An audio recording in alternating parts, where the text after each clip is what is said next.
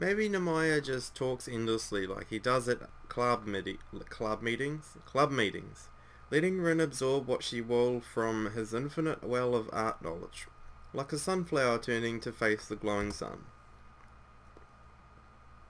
Do you mind if I stay? I thought maybe I'd give watercolors another try.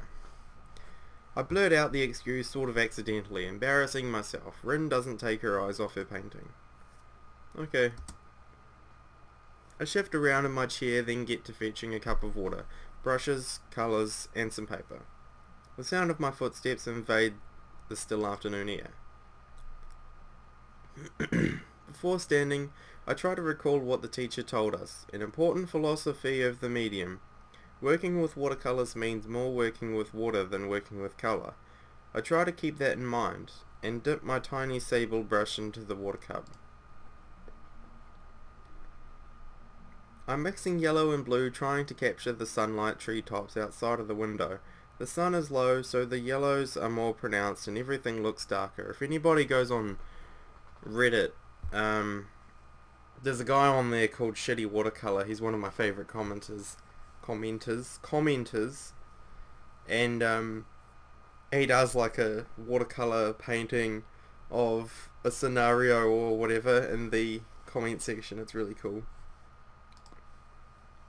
I still can't quite connect what I see with what my hand does with the paints, but it's a passable attempt for my level. After a while I start losing my focus and move the paper aside, decide to watch Rin work for a while instead. That little while stretches first into a long while, and then into a really long while. Rin paints her entire being fully concentrated on the brush between her slender toes and the painting coming to life, one stroke at a time. She seems determined and yet at the same time relaxed, effortlessly moving the brush around, never hesitating. Colours meet and part, mix and cover each other on the canvas, bending to her quiet will. I don't know anything about composition, structure, or any of that stuff, but I really like Rin's paintings. I like how she looks when she paints. As usual, the silence between us compels me to speak rather than merely wait for her to open up. She might end up saying nothing at all. You mind if we talk? That's a weird question, but okay. I don't mind. I kind of wanted to ask more about why you get so weird about this thing the teacher wants to arrange for you. Rin picks up a tube of paint and squeezes it between her toes on a palette almost as easily as someone with opposable thumbs would. Taking up a brush again, she replies, "A lot of things, and some not things, unthings. I don't think that's a word. Do you want to talk about it?" I try to reach out to her clumsily, ignoring the embarrassing feeling of awkwardness. Rin keeps her focus on the painting, spreading more and more paint on the canvas, her lips forming a perfectly straight line as she concentrates on the job. I like how she looks there, that's a nice look. Not really. Talking is hard. I mean, it's not hard. I'm talking even now, but saying the right things is really hard for me. I am on your level, Rin. I know what you're talking about. Saying the right things, that's always what gets me screwed up. No matter what, I just can't say the things I want. I can think the things I want to say after I've wanted to say it, after the situation where I've wanted to say it is past. I think of these things and I'm like, damn, if I had said that I would have owned. But no, that time has passed. That sounds weird. It does not, Hisao. I know exactly what she's talking about. What's wrong with you? It's true. I'd say all kinds of things that I don't really mean all the time, and sometimes I forget the words and then I use the wrong words. I come up with new words for things that already have some. That's the worst thing. That kind of confuses me. I get really nervous and everything comes out a mess and I don't really understand what I meant to say. That makes sense. I think there's something wrong with me that makes it like this. Remember when I said I can only think of 4 things at the same time? I nod wordlessly. It's not really 4, I mean, it is 4, but everything else is also there kind of in the background, like being at an amusement park and a beehive at the same time. But that's not the point. What the fuck, Rin? I used to do better, like 6 or 7 things. I think so, at least. I feel like I'm becoming dumber. I feel like I'm becoming dumber with this path. I think everyone has times like when they feel like they can't say the right things. But it's there all the time. Stronger and deeper. Yeah, deeper is a good word. I like that word. Deeper. It's the feeling of being underwater. Maybe it's just art. The more I paint, the more words I forget. Maybe at some point I will forget how to speak completely. Maybe it's like the curious case of Benjamin Button. Going backwards. You're aging younger, if that makes sense. It feels like I'm slowly forgetting everything. Do you remember what you thought about things 3 or 4 years ago? I don't. I don't think anyone does. A long pause ensues, during which time seems to bend around itself, almost tying itself into a knot. I don't think I've ever heard Rin talk this earnestly for so long about anything before. It's like I'm fading away from the world. Oh, that look of deep concentration. Rin's foot has stopped its work on the canvas, and she is staring at her painting, unmoving, as if gazing at some faraway horizon. She looks really good there. Sunlight briefly glints in the corner of her onyx eyes. Something floats up into the top layer of Rin's being, and she lets out a long breath. Then she blinks, and it's gone. And it's gone. Paintings stay behind. When I look at my old things, I remember what I was thinking back when I made them. They make me feel like I can be with all the past mess when I was a different me. I guess they are proof of my existence. She uses the exact same words Namaya used when he spoke to us of the nature of art. I didn't think Rin was paying attention back then. I wonder if she was listening, or whether she had heard the same passionate speech from Namaya before. Either way, I feel overwhelmed. My brain feels overwhelmed. Hada. Boy, are you complicated. I would have taken up writing a diary. Her eyes quickly flicker to my direction and then back to the painting, but she doesn't pick up the brush anymore. It's a great idea. Why didn't I ever think of that? Are you being sarcastic? What's sarcasm? I can't tell if that's a joke. I don't call her on the joke if it is one. Right at that moment, Namaya returns from his meeting. He waves us to a very melodramatic hello, mildly surprised to see me here along with his pet student. Walking with a boisterous gait to his desk, he drops his papers upon it, picks up a handkerchief and cleans his glasses with incredibly meticulous care before walking over to us. Before he is within earshot of us, Rin says something to me in a quick, quiet voice. Change is the scariest thing in the world to me. Well, shit just got real. Okay. I don't know how to take that. I really don't know how to take that. And I seriously don't know if I want to change into a person who could do the thing the teacher wants me to do. I don't know if I could even... I don't know if I could, even if I wanted to. That was... I really don't know how to take that. Rin, you've confuzzled me. Hello again. Hello, hello. What's going on? He smiles a bit sheepishly, looking at the both of us with an uninhibited interest. Ah, nothing. We were just talking about that thing with your acquaintance in the gallery for Rin's work, sort of. Oh, any decisions? I look at Rin, who is trying to arrange the bothered expression on her face into something else. Holy shit, okay.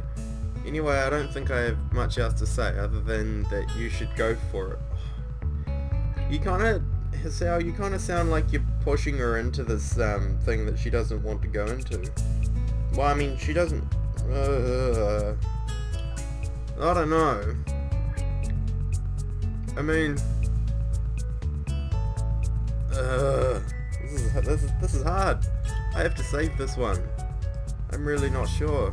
Oh, what happened? Create new save state. Okay, so what are our... I think you'd be a big hit.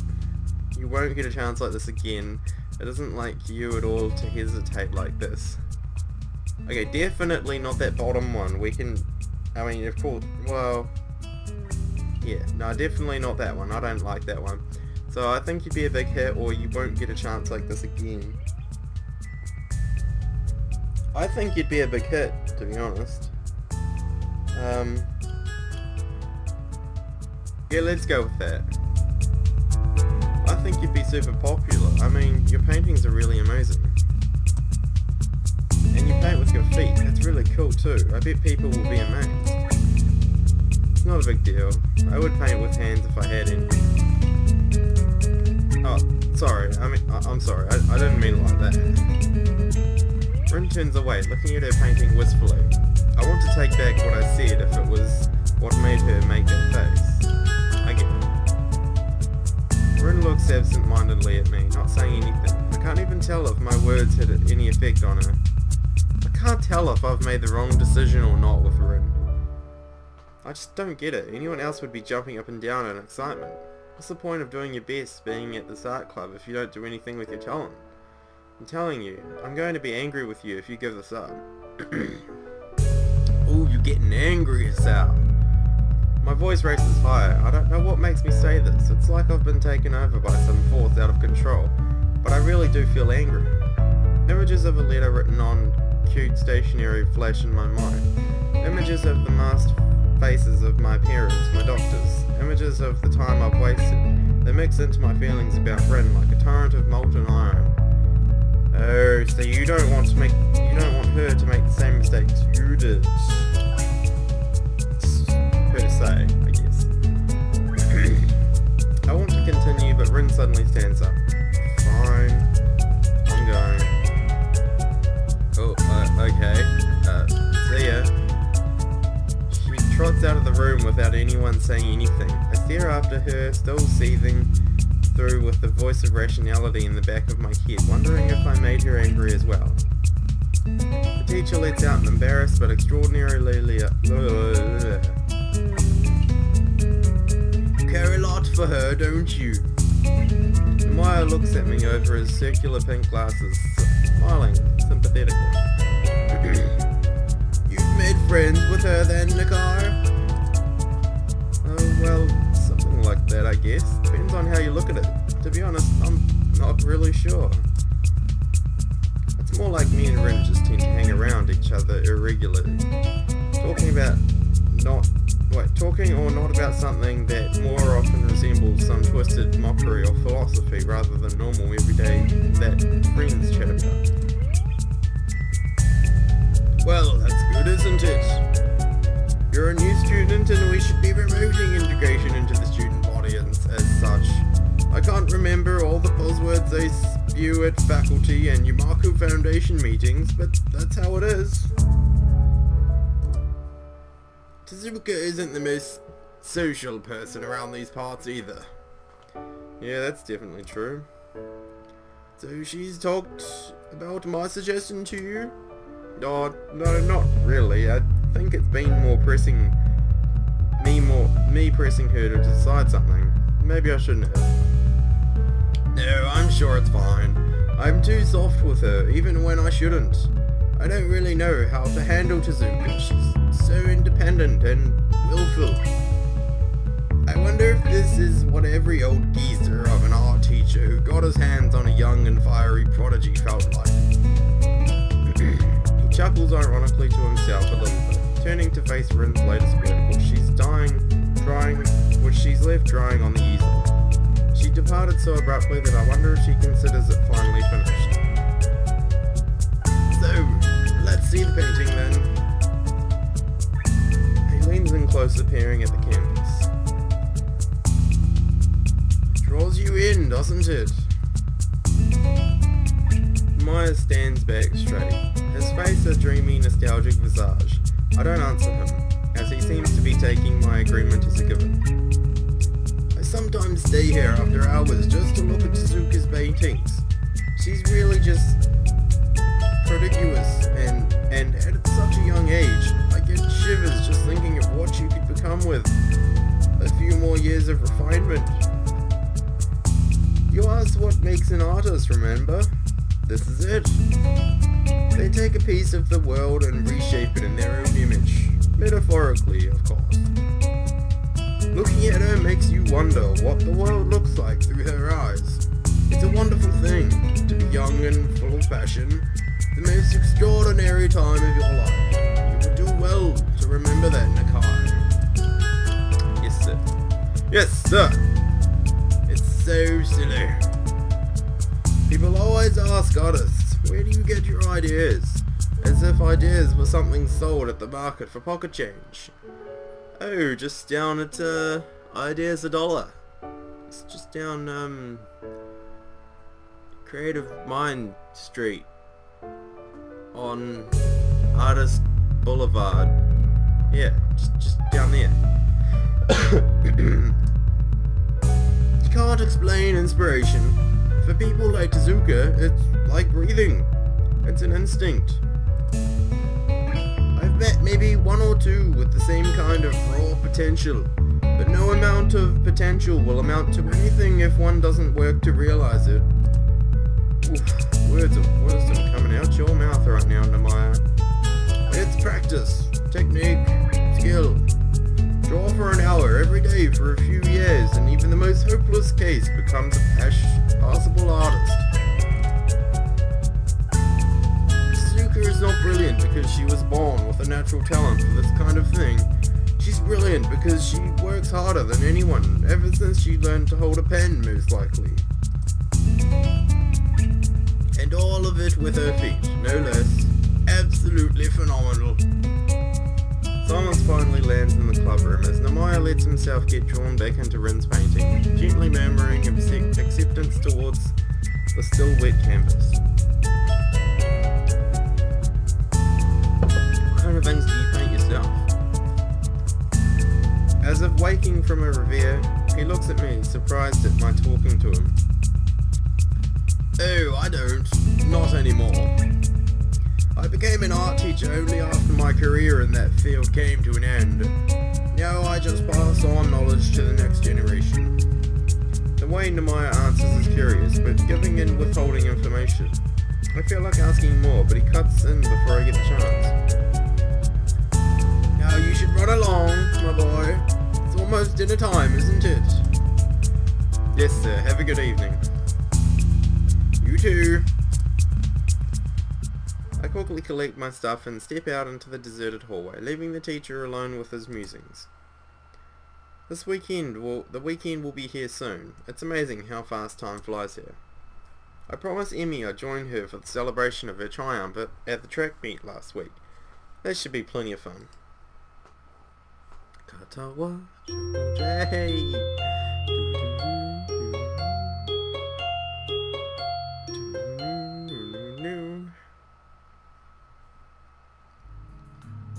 Are you sure you want to go? The weather that has been wonderful for all of June has finally taken a turn for the worse. The leaden clouds drooping over the town look worrisome, and the air feels heavy and still, just like before rain. The forecast says there's a 60% chance of rain this afternoon. 60% of the time it works. Every time.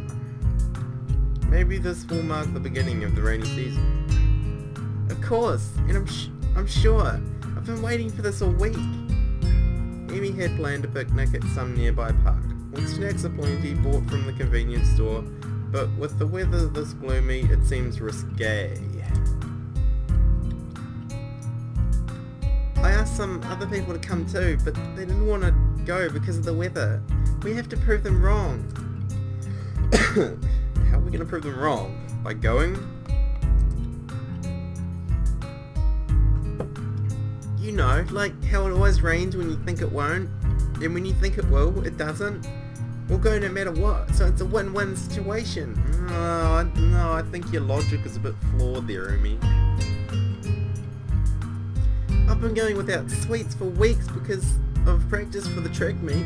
I know, you haven't seen me for, you know, quite a few weeks, you know? Get it? Because I'm sweet. Yeah? No? No. Okay. But now I can splurge on anything I want. Nothing is going to stop me now. I thought you were all about a healthy lifestyle and stuff. Oh, Hisao, you understand so little. There's not a single girl on this planet who doesn't love sweets. I don't know. Oh, there you go. So I was going to say, oh, I don't know, maybe Rin doesn't like sweets. I don't like sweets. She doesn't count. Anyway, is this clear? It's not nice. Completely. We'll go and eat our fill of sweets. Damn straight we will. I'm gonna have to work it off later, but it's so worth it.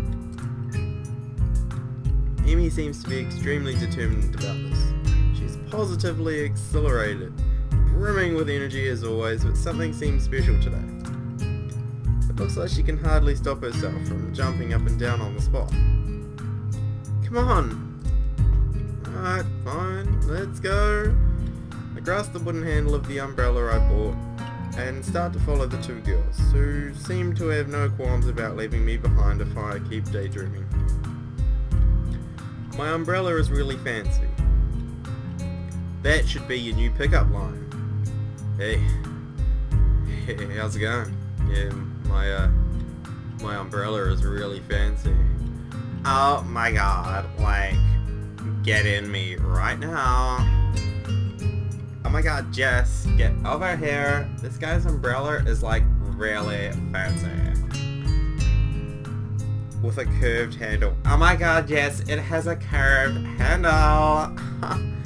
And a metal spike at the end. Oh my god, Jess, a metal spike. It used to belong to my grandfather. Jess, it used to belong to his grandfather. It looks like an antique. Okay. But it's in really good shape. Almost as good as new. It's really big too. Oh my god, Jess, it is so big. I can't fit it all in my hand. We're talking about the umbrella, you dirty perverts. I remember how my grandfather, my grandmother, and I all fit neatly under it when a rainstorm caught us in the afternoon walk years ago, when I was around 9 or 10. When you were a young chap. My grandparents are both gone now, but I still have the umbrella to keep me dry when it rains. We walk along the road leading down from the school towards a convenience store, the clouds casting their dark shadow on us. The weather seems to be taking a turn for the worse, and I am plenty sure I just felt a raindrop on my head. Uh-oh! Didn't you guys think of taking umbrellas? It really looks like it'll rain. Ren looks at her limply hanging sleeves and shrugs her shoulders. I just got that. Oh. I don't have one. Besides, a little rain won't kill us. She pushes her chest out, looking very confident about that. Well, she can certainly be confident about her chest, that's for sure. We've seen it. That's a pretty confident chest. We aren't made of sugar. Well, that's true. I thought that's exactly what girls were made of. Especially considering what you're planning to gorge yourself on today. She just sticks out her tongue in reply. The walk down from the school to the local shopping district is not a long one, but it's not very short either. It's a downhill, so our steps roll easily, but time stretches out nevertheless. Going back uphill would be a task. The distance is right there in that grey area where you don't expect the trip to be quickly over with, but you aren't preparing for a long walk either. Thus, the trip is slightly too long to stay comfortably quiet the whole time, though the girls don't seem to mind. Rin walks calmly ahead, seemingly lost in thought. I'm kind of wary about starting a conversation, since the last time didn't end very well for either of us. I haven't exchanged a single word with her since then. Yeah, you kind of fucked things up, didn't you? I'm going to end it there before we go on to the next scene. So I hope you guys enjoyed. At least I got a couple of recordings done today, and like I said, I'm hopefully back on track now, so I should be continuing these properly now. So yeah, hope you guys enjoyed, and I will see you next part. Bye.